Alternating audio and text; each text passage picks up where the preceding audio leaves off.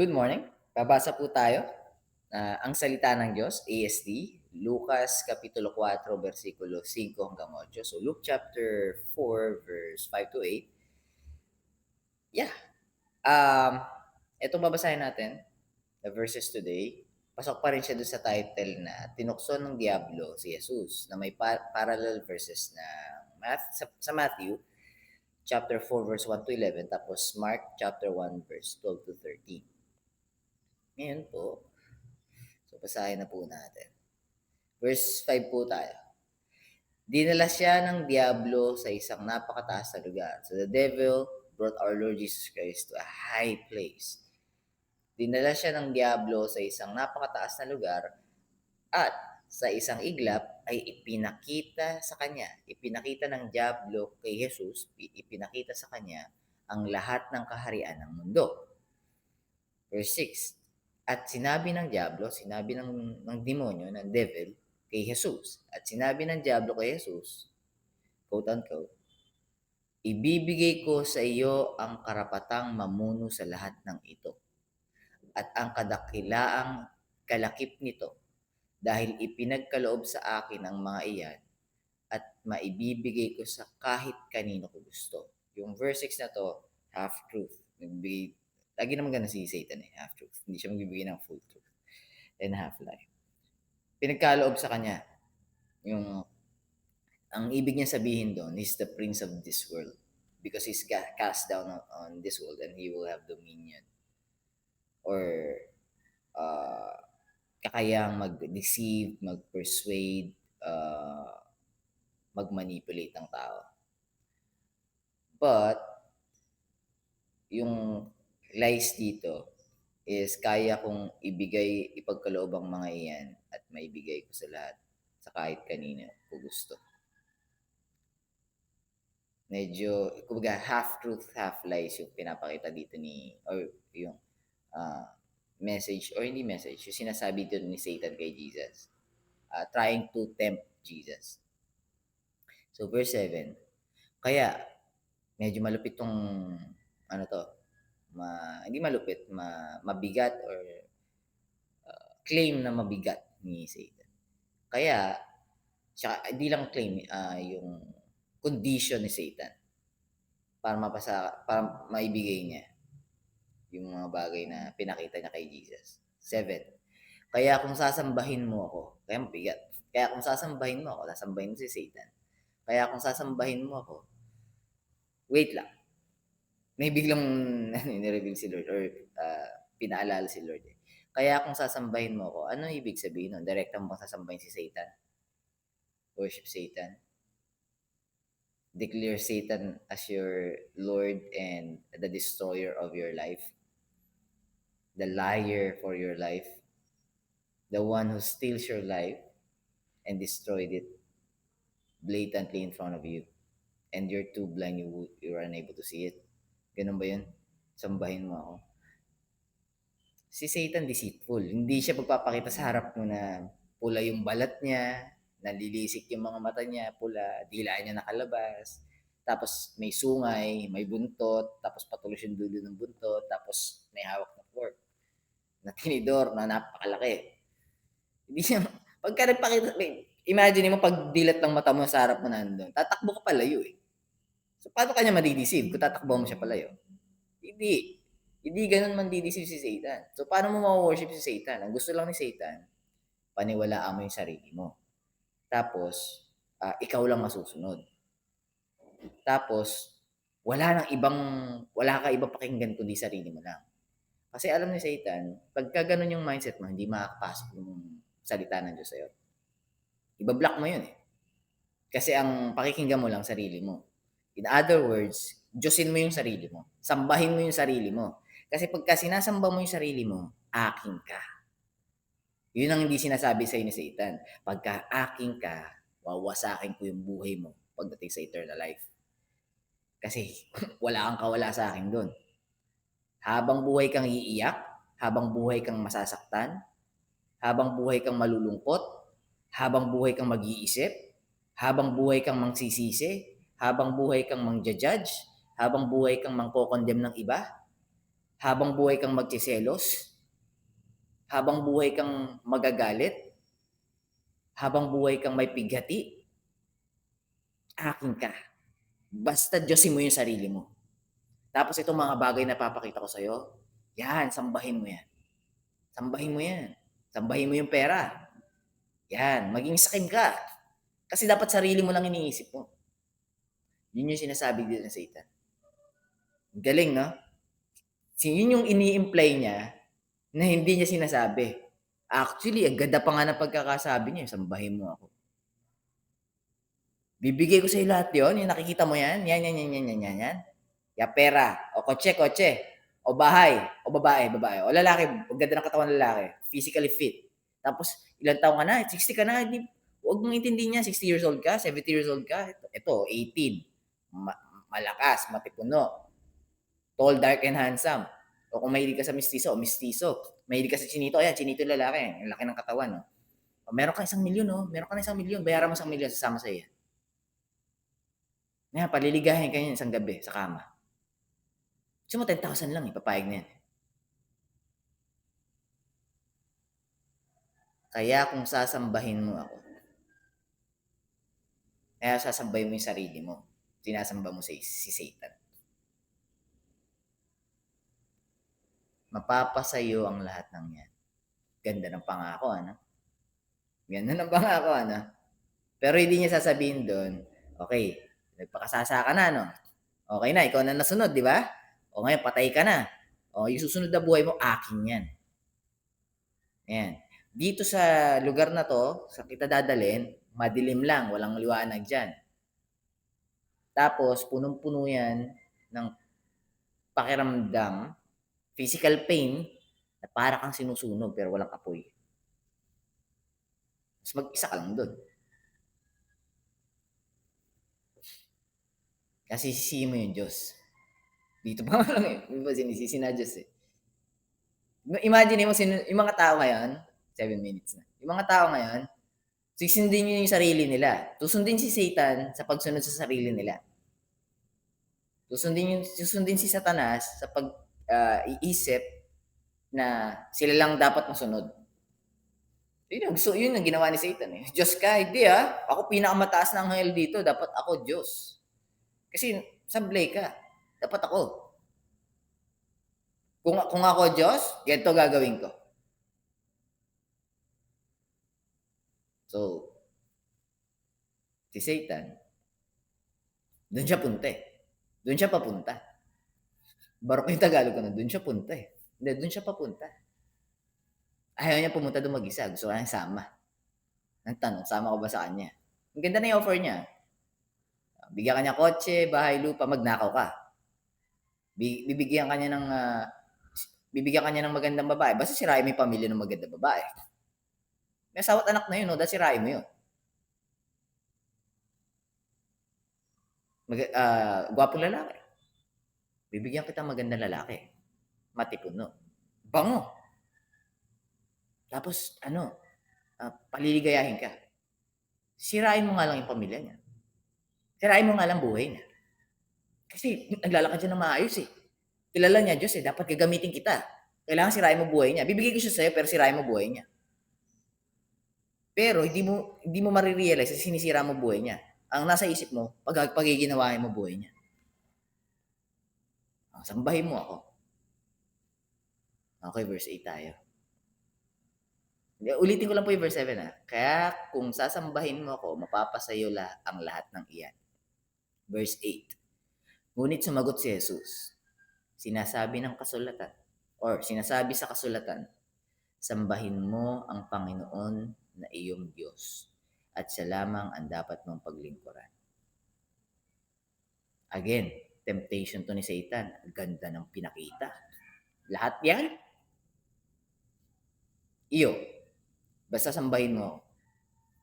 Ang sagot ni Lord, in my opinion, Satan, sa sarili kong pananaw, although pwede naman, sa sarili niya salita to.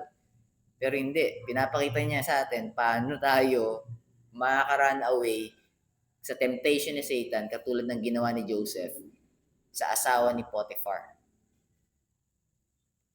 wife. Potiphar's wife, because of lust, tried to tempt Joseph to sleep with her. Sabi ng Panginoon, ngunit sumagot si Jesus, sinasabi sa kasulatan, sambahin mo ang Panginoon na iyong Diyos at siya lamang ang dapat mong paglingkuran. Ano ginawa ni Jesus? He quotes the Old Testament. He quotes the scripture. Deuteronomy chapter 6 verse 13, if I'm not mistaken. Pero sinave ko naman yun. Tinitingnan ko lang kung maaalala ko yung verse. Pull up ko. Pinulap ko siya sa Bible Gateway. So, web app. So, browser, type nyo Bible Gateway. Type nyo lang kung, actually, pwede kayo mag-inquire doon. Saang verse sinabi ni Jesus, kung may naalala kayo na, may naalala kayo na quotation, di nyo alam kung saan hahanapin. Pwede nyo i-type sa Bible Gateway. Sinabi ba ni Jesus tong ganitong salita? Okay, mga ganun. Lalabas din yung verse. Ngayon, Deuteronomy chapter 6 verse 13. Kinote ni Jesus to sa verse 8 ng Luke. Thou shalt fear the Lord thy God and serve him, and shalt swear by his name. Other version tayo para kumbaga bigyan natin ng DN, ESV. It is the Lord your God you shall fear, him you shall serve, and by his name you shall swear. Now, NIV naman tayo. Baka sabihin nyo, nag-cherry pick ako ng version eh. Actually, 5 version yung binabasa ko ngayon. Tapos Koine Greek din. Gusto ko na bumalik ulit sa Old Testament para yung Hebrew naman. Kasi meron akong verse talaga sa Old Testament na hindi na mawala sa isip ko nung inaral ko yung Hebrew. Bereshit bara Elohimet. Bara Elohimet. Haaretz. Hashamayim, yun. Bereshit bara Elohimet. Hashamayim. Ve'et haaretz. In the beginning, God created the heaven and the earth. Bereshit bara Elohimet. Hashamayim. Heaven. Actually, sky. Sky yun eh. Yung translation ng sky. Pero heaven ginamit ang ng KJV. Heaven. And then, Ve'et and the earth. And the Ve'et and the haaretz. Earth. Sand, soil, haaretz. Hashamayim, the sky, haaretz, the earth. Alright, anyways. So, verse 13, Deuteronomy chapter 6, verse 13, NIV. Fear the Lord your God, serve him only, and take your oaths in his name. So, NLT. Babasahin din natin sa NLT to, syempre. Hindi natin papakawalan ng NLT. Alright. Sinabasa naman natin yung verse 5 to 8. You must fear the Lord your God and serve him. When you take an oath, you must use only his name. Pero may commandment din sa 10 Commandments na do not use the name of God in vain. So, meaning nun, if you're going to use God's name, it should be God in a godly way, no lies, you're telling the truth, because his name is holy. You could not use his name for a lie. Might as well don't use his name if you're going to lie. Bakit ko sinabi yon? People couldn't stop lying. Even followers, believers of Christ, even genuine and sincere believers of Christ, sometimes fall short by giving in to the temptation of lying. Kasi di susuko si Satan. Kita nyo nga si Lord Jesus Christ, tinatry i-tempt eh. Ikaw pa kaya? Yung Diyos ka, sinubukang i-tempt ni Satan eh. Hindi nga siya omniscient. Si Satan, hindi siya omniscient. Kaya hindi niya alam kung ano nasa isip ni Jesus. He's just trying to tempt Jesus like how he tempted Eve. Testing the waters. Tayo, yung mga Christians, aatakin tayo 14 minutes o mag-15 minutes. Tayo mga Christians, mga believers. Actually, I don't want to be called Christian, not because I am ashamed of the word, of the name of God. Hindi. Kasi ang daming professing Christians, Lord, Lord eh. Tapos sabihin, Lord, depart from me. I never, depart from me. And then I profess unto them, depart from me, I never knew you. You who practice lawlessness. Lawlessness and iniquity. Or iniquity, lawlessness. Mas gugustuhin ko ng tawagin yung sarili ko or i-identify yung sarili ko. A firm, genuine, sincere, truthful follower and a believer of my Lord and Savior Jesus Christ, Yeshua HaMashiach. Pero if someone called me Christian, okay lang din naman. Kaya lang, tanong doon, do you know what's the meaning of the word? Kasi yung iba, professing Christian, in reality, ay siyan. Me. I, me, not Christ. Eh, mga wolves hiding in sheep's clothing. Ay, hindi, mission ka dapat. Dapat Aishan ka. Bakit? Paano nila sinasabi yon? Hindi Christ alone. Dapat Christ and you equal salvation. Christ and you equal salvation. Teka muna, kasama ka ba ni Lord nung kinreate niya yung heaven and earth? Tinanong ba niya yung opinion mo? Tinanong ba ni Lord yung opinion mo? Okay, paano ba natin gagawin to? Nung kinreate niya yung Lord, nung kinreate ni Lord yung lahat ng bagay, kasama ka ba doon? Meron ka bang ambag doon? Eh bakit ngayon yung eternal life may ambag ka na? Hindi ko sinasabing ikaw to pero sinasabi ko yung nagtuturo sa'yo nito. Kaya pag-isipan mo, check mo yung heart posture mo. Imagine mo yung mga bagay, buting asal, maililigtas ka na. Eh bakit pa kailangan isend ni God the Father si God the Son? Kung kaya mo rin palang iligtas yung sarili mo sa paggawa ng mabubuting bagay. Eh kahit yung atheist, kayang gawin yun eh. Actually, mas malupit pa nga yung ibang atheist eh. Atheists trying to do good just to prove Christians wrong. Mas better kami sa inyo. Hindi nyo nga masunod yung God ninyo eh. Kami, wala kaming God, pero gumagawa kami ng mabuti sa kapwa namin. Kung in human standard, mas okay pa, kumbaga parang mas nagiging mas mabuting tao pa yung atheist kasi may gusto silang patunayan. Selfish pa rin yung reason. Pero kung i-compare mo, may mga atheists na mas gumagawa ng kabutihan sa kapwa compared sa professing Christian. Kasi yung professing Christian na hindi sumusunod sa Panginoon, ay di nadidig yung salita ng Panginoon, ay siyan yun. Tsaka mission. Felt good eh. Felt good talaga eh. Makikisama ako dito sa mga to. Hallelujah, amen. Just check. We need to discern if Satan is getting through us. Yun nga lang pag-judge mo ng kapwa mo sa social media. Pagka nag-post ka, ito medyo madami tatamaan ito. Pagka nag-post ka ng laban sa kapwa mo, kahit di mo kita, tapos di mo kilala yung tao, personally, alam mo lang yung mga kasalanan niya, tapos ipopost mo siya. Ano ini-imply mo na hindi mo naiisip na ini-imply mo? Mas magaling ka sa kanya. Ano ibig sabihin? Ginudge mo siya. Teka muna, sino ba judge dito?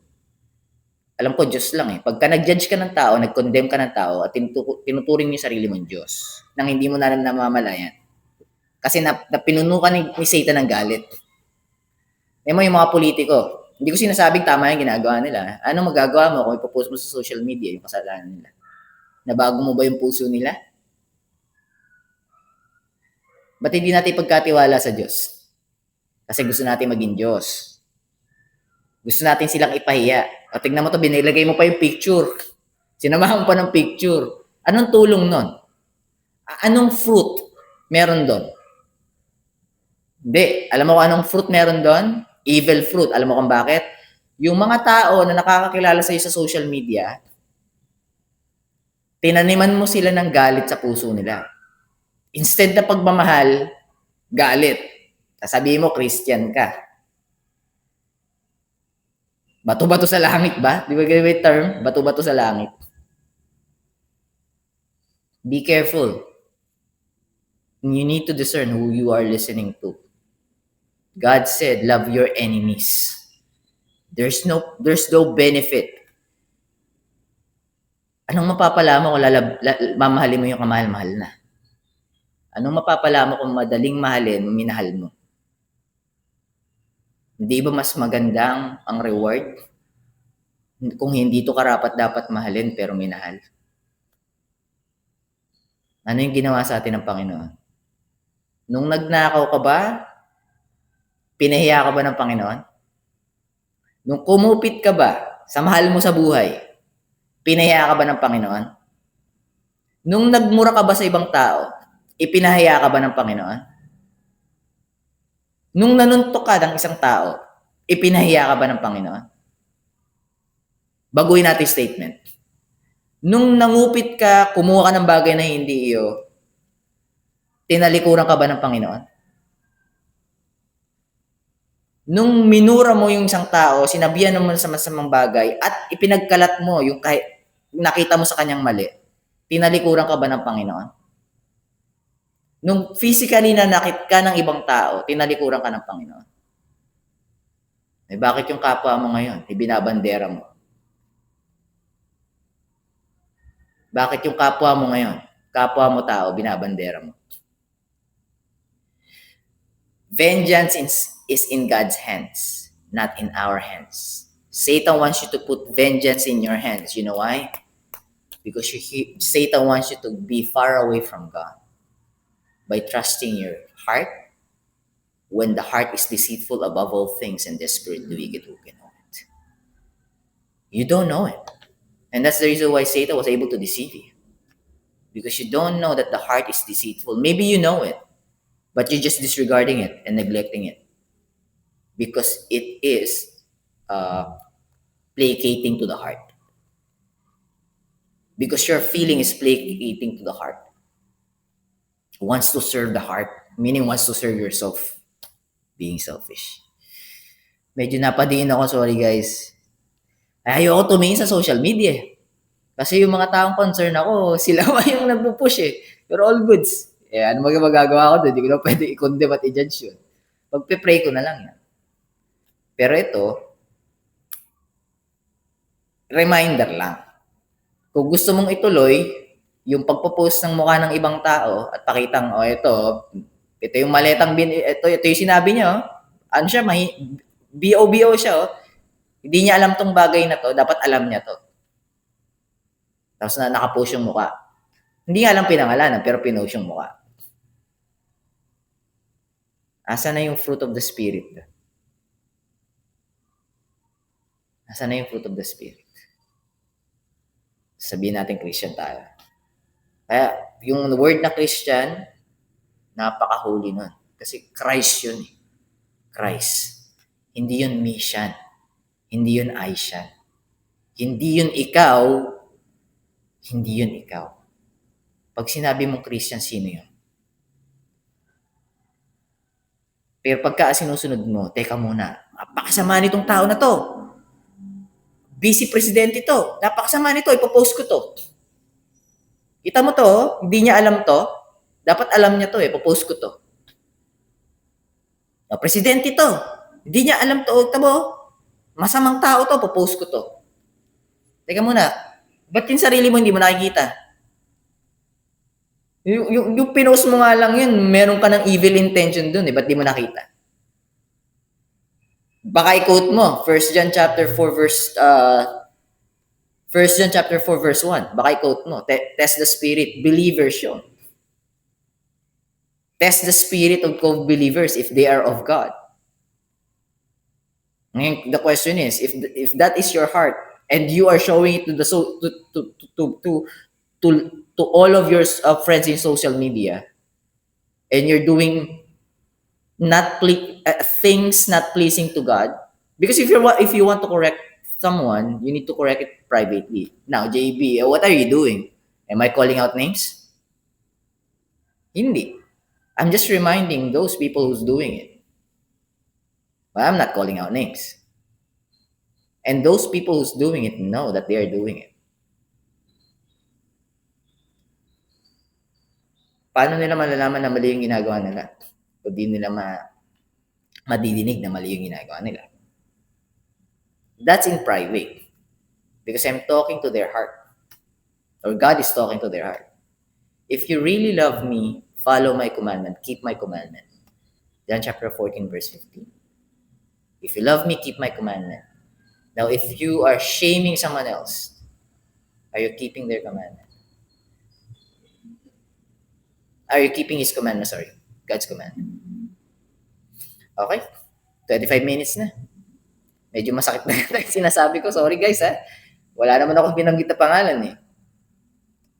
Reminder lang, check nyo lang. Kasi we are never too far gone from God. Especially yung nadidinig, lordship. Check nyo lang. Teka muna, Lord, popost ko sana to eh. Disagree ako sa sinabi niya, Lord eh. Ipopost ko sana eh. Christ-like ba to, Lord? Pagka pinost ko ba yung mukha nito, ang tao na to, hindi ko man babanggitin yung pangalan, Lord, post ko lang yung mukha. Christ-like ba ako dito? Ito kasi sinabi niya eh, parang BO siya dito eh. Parang di siya nag-isip dito sa sinabi niya sa interview. Teka muna, Lord, pagka pinindot ko ba yung post, napiplease ba kita? Napiplease ba kita, Lord? O napiplease ko yung sarili ko? Kasi makikita ng mga tao, uy, tama si ano, pinost niya yung pagkakamali ni ano, ay tama siya.